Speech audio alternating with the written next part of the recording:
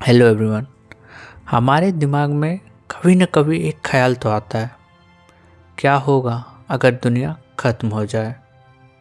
एक डर सा तो फील होता है, क्योंकि इस बीच बहुत से डिजास्टर चीज़ हुए हैं जो ह्यूमन बेस भी होते हैं और नेचुरल बेस, दो तरीके से हो सकते हैं।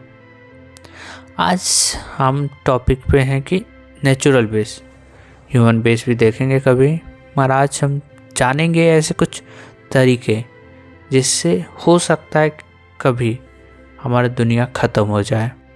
पहला, सूरज जिसे हम हर दिन देखते हैं, अगर ये ना रहे तो हम ठंड के मारे मर जाएंगे, क्योंकि इसके बिना ये हीट टेम्परेचर इंक्रीज ही नहीं होगा। लेकिन अगर यही सूरज और ये हर एक दिन 600 मिलियन टन हाइड्रोजन ब्लास्ट होता है एक सन पे, अगर मान ले इसकी क्वांटिटी बढ़ जाए, इंक्रीज हो जाए, तो क्या होगा? ये रेडिएशन इस लेवल तक इंक्रीज हो जाएगा कि हमारे धरती को ये सुखा देगा। समुंदर से लेके सारी नदियाँ, सारे बर्फ, सब के सब खत्म हो जाएंगे इसके रेडिएशन से।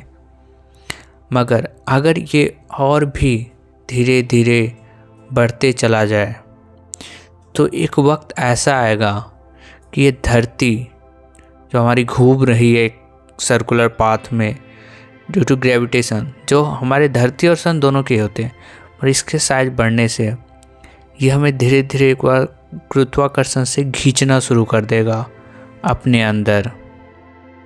चलिए दूसरे पे आते हैं, जिसने हमें कभी न कभी एक पल के लिए ज़रूर डराया था, एस्टेरॉयड।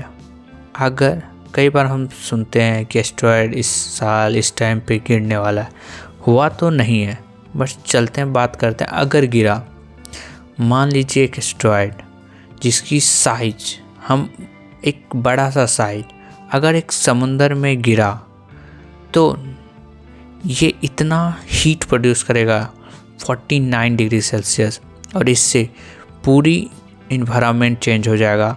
ऊपर पूरे बादल की एक लेयर जम जाएगी, पूरे मरुस्थल ज़मीन पे पानी ही पानी का लहर आ जाएगा, क्योंकि समंदर पूरा ओवरफ्लो हो जाएगा। वो उसमें इतने सारे एक बार में ही अचानक से चेंज आ जाएंगे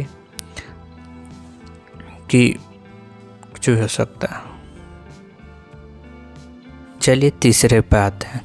अगर सभी वोल्केनो एक साथ फूट पड़े, मतलब ब्लास्ट हो जाए, ज़मीन से निकलना शुरू हो जाए, तो इस तरह धुआं फैलेगा पूरे इलाके में, पूरी दुनिया में, और उससे हीट जो जनरेट होगा, यहाँ तक कि जो समुंदर के इलाके हैं वहाँ पे भी जनरेट होगा। से मैमल्स मर जाएंगे, सारे समुद्री जीव। और उस वोल्केनो इरप्शन से जो धुआं निकलेगा वो हमारे एक लेयर के ऊपर इस तरह जम जाएंगे।